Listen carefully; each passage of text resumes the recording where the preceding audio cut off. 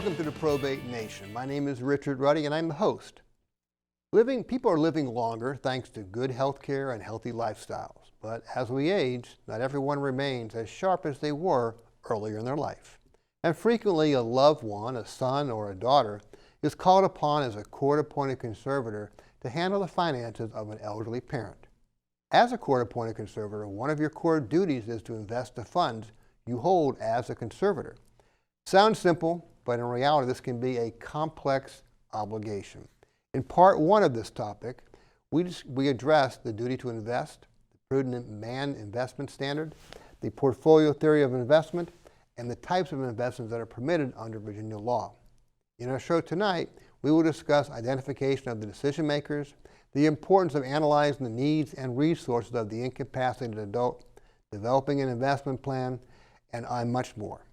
We are pleased to have returning the two professionals who spoke with us during part one. They will serve as our guide as we complete the discussion of this very important topic. Our first guest has worked as a financial advisor for over 25 years. He is a partner in Signature Estate and Investment Advisors, SEIA, a Tyson's Corner investment management and financial planning firm. He holds designations as a certified life underwriter, chartered financial consultant, and accredited investment fiduciary. In 2018, he created and SEIA launched the Life Care Affordability Plan, a financial planning and asset management solution designed to provide families with a financial strategy that meets changing healthcare needs while preserving the caregiver's quality of life. Our second guest is a senior trust officer with Members Trust Company, a credit union-owned trust company that provides fiduciary-level investments and advice to their members. Before joining Members Trust Company, he served as a senior litigation attorney at a boutique trust and estates law firm where he advised private clients on fiduciary administration and estate planning. He has an undergraduate degree in physics from UC Berkeley and received his law degree from Georgetown University Law Center. Please welcome Tom West from SEIA and David Carlson from Members Trust Company. Thank you. Glad to be back. Thanks for returning and continuing this discussion. Well, we had a very interesting discussion during part one. Tom, I want to start with you because we talked about legal investments. So I just want to jump back and kind of review a little bit the things we talked about. Virginia authorizes a list of legal investments. Is that right? That's right. They have a part of the statute 64.2, 1500 is a list of appropriate investments for conservators to use. And generally that's pretty bland stuff. I want to use that in a bad word, but it's bank accounts and so on and so forth. Yeah, and CDs and things pretty predictable. Treasuries, municipal bonds, and so on. Okay. Now, David, on the other side, besides that, and that's sort of your beginning spot. And the next step is, of course, as they start to move up the sort of decision-making process, we get into there's a thing called prudent investments. Okay. Correct. So tell me a little bit. There's this thing called the prudent investment rule.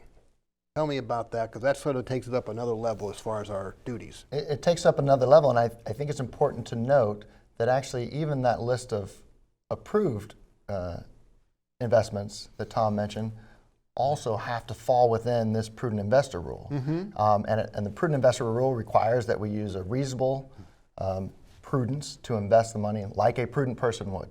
Okay. And we talked a little bit, there can be language in the documents that actually govern our activities that could negate that rule. Okay. Now certainly in the case of a conservator, that would actually have to be in the case of a court order. So you mentioned that last time, I believe. Correct. The court order would have to specifically say, we're not going to hold you to the prudent investor standard. Generally, I don't think they're going to do that often. There has to be some very specific special circumstances. And generally at the outset, they will not. But as you mentioned last time, I think if we needed to do something, we might have to go back to court and ask for permission to adjust that rule. Correct. Okay. Tell me what the standard of care is again for a conservator in making investments. So the standard of care is the prudent investor, as a prudent investor would do this, taking into account the assets and the purpose or the purpose of the custodianship, including the age of the ward and that kind of thing. Okay. Now, Tom, let's talk a little about the investment management decision that a conservator must make. Are these evaluated, again, we want to remember that these are evaluated are not evaluated on an asset-by-asset basis, correct? No, not on a line item basis, but it's sort of a measurement of the whole. How is it pot. serving the entire need of the beneficiary?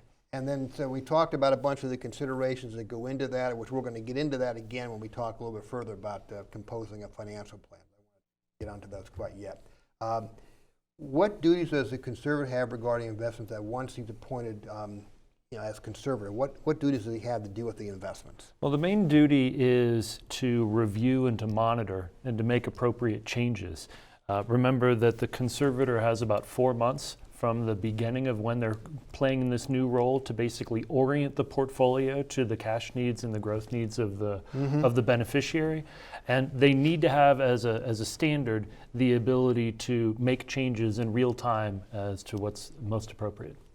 Now, David, sort of segue to this though, as we're doing and looking at all that stuff, I want to step back just for a second. Should the conservator also be considering whether or not some sort of gifting or estate planning strategies need to be considered as well as they begin to evaluate these assets? I think that's an excellent point because it's something that isn't frequently mentioned or even thought of. But in fact, for many people, a gifting program is appropriate to help address potential tax issues.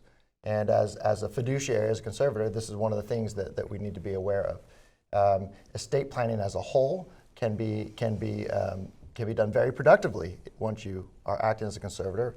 Estate planning usually tends to be something that people put off. So there are a lot of people who have a conservator appointed for them that have no estate plan in place. Now, if you're going to do that, though, you need to get permission from the court first. So you want to make sure that the court has specifically authorized you to engage in some gifting and estate planning. And I can't emphasize that enough. Please, as conservator, do not start gifting assets to yourself. Especially that. No, don't do that. That will get you in trouble very quickly. And there are a bond out there that you have to have a conservator. You don't get to waive that. So you're bonded. And that money will be recovered, and then some insurance company is going to come chasing you to refund that. So do not do that unless you get court permission. Okay, so Dave, let's continue. The conservator has a duty to diversify the portfolio. Is that correct? Okay. Yes. And he has a duty of loyalty to the incapacitated beneficiary. We talked a little bit about that. Investment costs have to be reasonable in the scheme of what we're doing. So, in evaluating all this, let's jump ahead though. I really want to get to, Tom, we had this topic called decision makers, which we sort of talked about in the context of preparing for the program. I wanted to talk about that.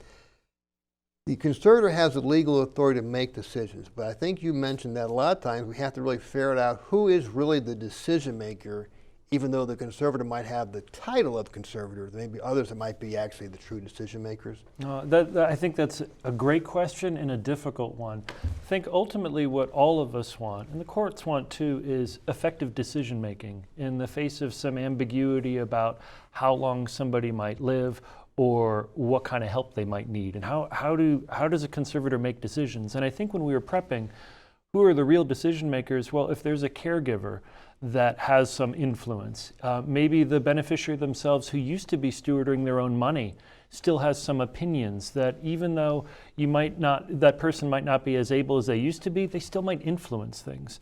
So I think it's a responsibility on the part of the conservator to recognize who are all the different actors that might influence, and then to remember the duty of care that they've got really is to that beneficiary and what their needs are going to be, their lifestyle needs, their care needs, and so on.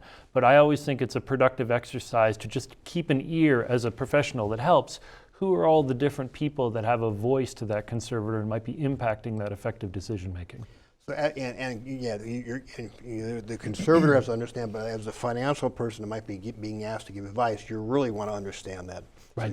So you can give the appropriate, you can get the appropriate education in front of people who might need it. Right. Which leads us to our second question, is I know you mentioned the importance of understanding the financial literacy of all of these people, conservator and other decision makers who might have an impact. Tell me what you were thinking about that. Sure. Well, there's sort of two things. Certainly after 25 years of doing this, we've encountered lots of families that sometimes have family members where people can say no, but they can't say yes in terms of enabling a conservator to do their job. And that financial That's literacy, troubling. it can be, but that financial literacy is important.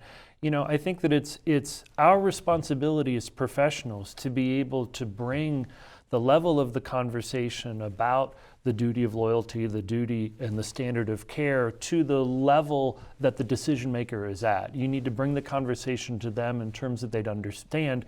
And sometimes the requirements that the statutes have in terms of the degree of high standards to steward money for somebody else, maybe that might be beyond the literacy or the ability of the conservator, and being able to make sure that there's, without judgment, that's something that's brought forward, and to be able to encourage them to ask for help to be able to meet that standard in order to fulfill the requirement that the court's given them. Okay. So let's talk about the analysis of needs and resources. Basically, it's the financial plan process, okay? So, Tom, tell us the type of information that you seek to establish the resources and needs the conservator is going to have to meet. Well, I think that this gets a little bit into some of the language that I found most effective, which is, what's the job of the money? What ultimately is this set of investments and portfolio and bank account? What is it supposed to be doing? And how might those needs change over time? I think broadly speaking, taking a look at all of the different resources, both income and assets, that they would be able to bring to bear, and all those future requirements, being able to map out how projections into the future inform the sets of investment decisions that we need to make right now. So in simple terms, if I have a certain amount of money I need each month to pay the bills for whatever has to be paid for this incapacitated adult, then I need to have either have cash resources that are there to take care of that, or I need to have an income stream that's been built as part of that process to generate that stream. That's right. And there's a whole bunch of things that go with it, and the selection of the investments are all things that we would ask and delegate to an investment advisor like yourself, who then would say, here's a good one, this is not good, so on and so forth, so we can, again, meet that portfolio theory. Mm-hmm. So, David, developing an investment plan. Okay, we got the financial plan. What should a conservator compile or have compiled to document the considerations that goes into the investment plan that eventually is decided upon? And remember, the conservator has a duty to report to the Commissioner of Accounts. Mm-hmm. So every year, you're going to file a report that says, okay, here's where the money is, here's what we spent it on, investments went up or down, and here's what we have. But on top of that, if there's ever a question about, well, why did you invest in these things?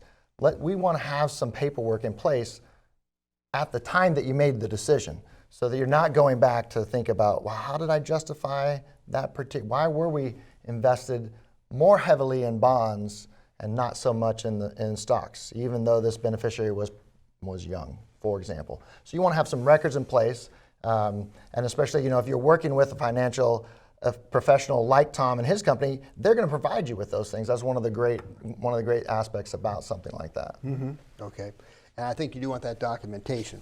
Now, Tom, who should compile the financial plan itself? Who should compile the financial plan? Well, I think I would go to the fiduciary standard, and I would start with saying, imagine that the portfolio and the investments need something to aim at. Not just cash flow needs right now, but growth and distributions and where they might be in the future. And that's what the requirement basically says. It's the conservator's responsibility to make sure that there's an appropriate target around which to align the investments. So it's possible, and that some conservators have the skill and the attention to be able to do that. I think the trick really is, can you write it down in a way that you would be able to easily explain to somebody else in English as sort of a standard on what the plan is? A lot of times that is delegated to professionals to be able to map out all of the different intricacies and what ifs, just to be able to make sure that you're able to meet those requirements as a fiduciary now and in the future. Okay, and then once you've got that financial plan compiled, who should actually compile the investment plan? Well, I mean, I'll take that too. I think that the financial plan and the needs of the beneficiary, that really should be the dog that wags the tail of the investment plan. None of us on the professional side of things would really know what to invest in if we didn't know what the responsibilities of the portfolio really were.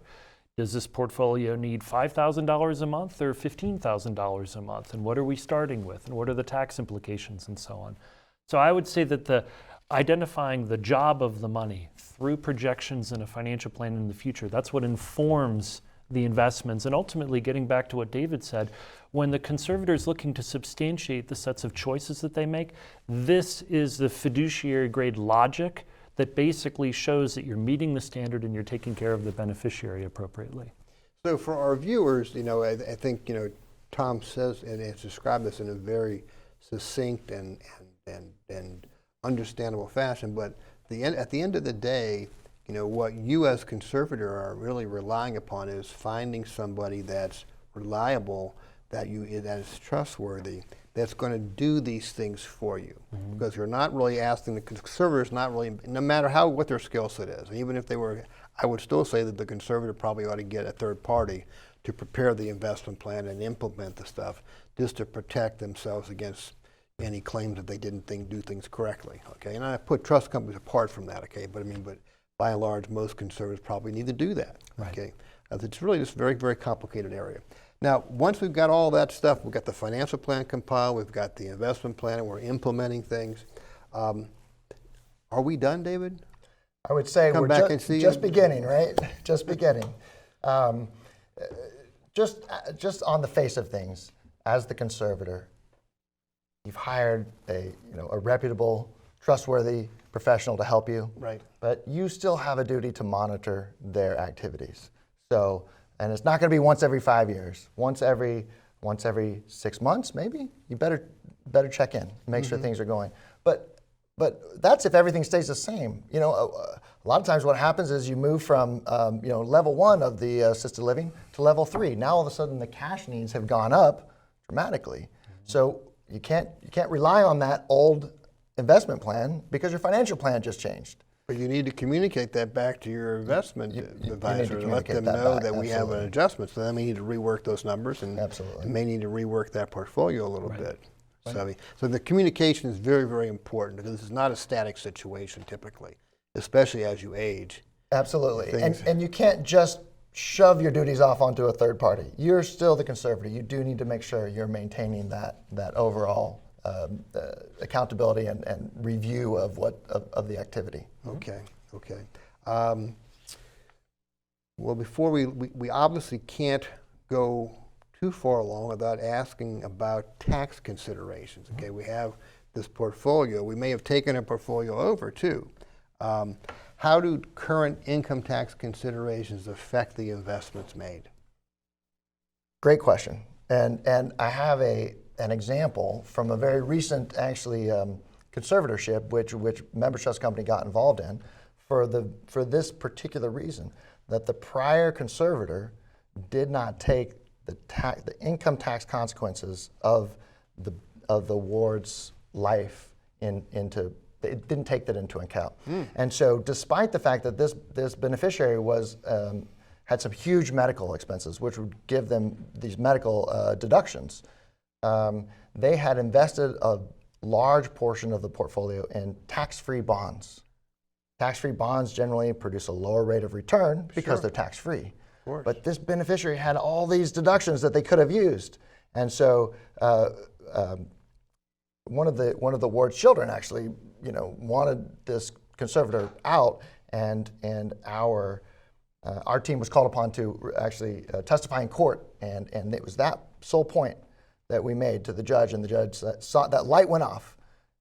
Of course, why would we get a lower return if we need to take these tax considerations into account? And that's part of this duty, this heightened fiduciary standard that you're held to. If you want to waste your own tax deductions, no problem. But if you can't waste your beneficiary's tax deductions.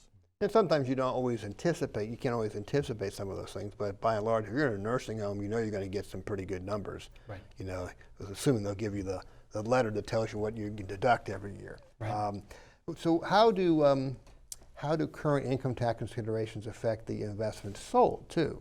Is that the same answer that we just had? Or? It very much could, and one of the biggest points in that regard is capital gains. Okay. Especially real estate. You know, if you're no longer living in this home, you know, but probably mom bought that home or mom and dad bought that home for significantly less. It's been 30 years. You sell it now, you got some big capital gains, even with your deduction from, you know, for your personal residence. But again, if we have some, you know, what can be anticipated, obviously if it's unknown, you can't take that into account, but hey, we know for sure we're gonna have $70,000 in medical expenses this year that we can deduct. Well, and then in that case, it's okay to sell that Exxon stock that, that dad bought at a low basis and mom inherited at a slightly higher but still low basis. Sure. And then we can sell it, wash that capital gains, and then actually we can convert that into something more productive under the total portfolio. Okay. Well, I mean, as we start talking about tax considerations, I think a lot of people have retirement accounts, big 401ks or rollover IRAs and so on. So Tom, are there any special considerations that that a conservator needs to be tuned into in liquidating those types of assets? Sure, and I think I'm going to riff a little bit on what Dave was talking about with the impact of these Schedule A itemized medical expense deductions. You know, as you said, here we are in Northern Virginia, assisted living nursing facility expenses can be $150,000 a year of deductible expenses. And one of the things that when my team and I are looking at setting up a portfolio, particularly with those retirement accounts that you're talking about, is do we have sufficient deductions to be able to offset the tax liability that the family is facing? If you have particular chronic conditions that the incapacitated individual has, like something like dementia, it's pretty unlikely for some chronic conditions that somebody's going to get better. So you can make reasonable estimates that as long as they're receiving the help, the deductions will be around, and that's something that you should be planning for in the future.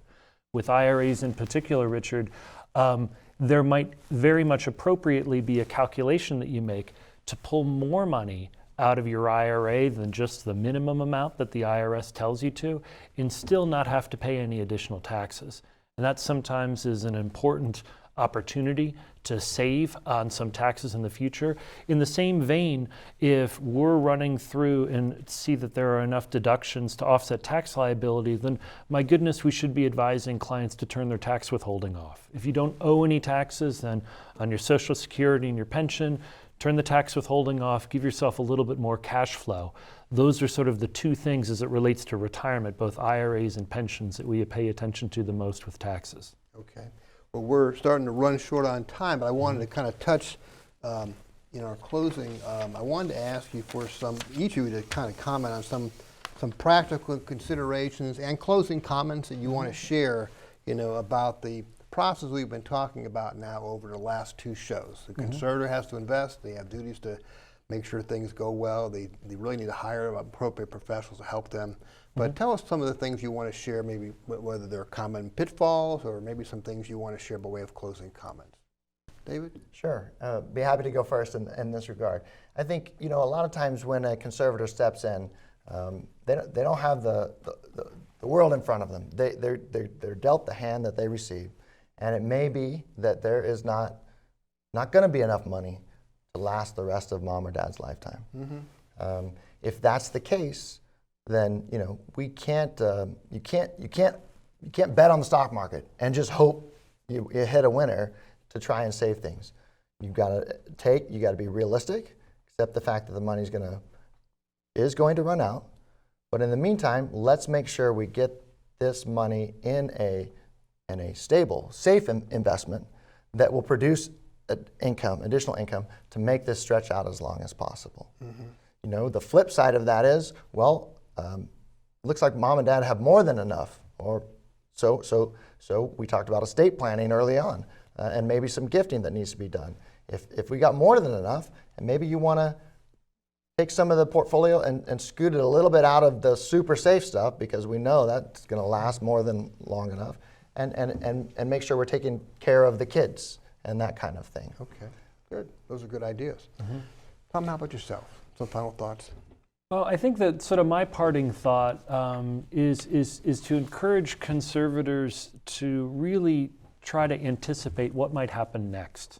And certainly when we're dealing with families that are facing an incapacitated loved one with a chronic illness, not knowing how long somebody's going to live or when they're going to die sometimes can be paralyzing. But it's really the responsibility of the conservator to try to think of what are the different kinds of things that can happen next, be it changes in health, changes in expenses, changes in taxes, changes in the market. And it's knowing that it's their responsibility to be stewarding these funds in an adaptive way. That's really the standard of care that they need. Knowing that, I think I would offer your viewers the idea that it's okay to ask for help in anticipating all of the different unknowns. There are people that do this every day, and they probably have seen stuff that is way out of what many conservators are dealing with themselves. That can give them, the confidence that with good shared responsibility, they'd be able to fulfill their requirements as much as possible. Guys, thank you so very, very much for coming back and spending this time again with us to talk about this topic. This is incredibly important. We got a lot of aging adults and a lot of kids that are taking care of mom and dad's money, and they need to know about these rules. I think you explained it in a very, very understandable fashion. Thanks for taking the time to do so. Thanks, Richard. Without a doubt, handling the finances for an aging adult can be challenging, and if you are the court-appointed conservator, there is a duty to invest the resources of that aging adult to meet his or her financial needs. This involves identifying all financial resources, creating and implementing a financial plan, and a regular review of the entire situation to see what adjustments may be appropriate. All this can be done to meet the obligation that your investments meet the prudent man and prudent investor standards under the Virginia law. Most conservators, regardless of their skill or experience, should get independent advice in meeting this investment duty. So I reiterate my advice that you get with an attorney and a financial planner to help you work through the necessary steps to meet your legal obligation to invest prudently. This brings us to the conclusion of our shows on Virginia conservatorship and investments. We hope you found them helpful. Replays of these shows and all the shows broadcast to date, along with other helpful information, can be viewed on the Probate Nation website. On behalf of the Probate Nation, thank you for visiting with us.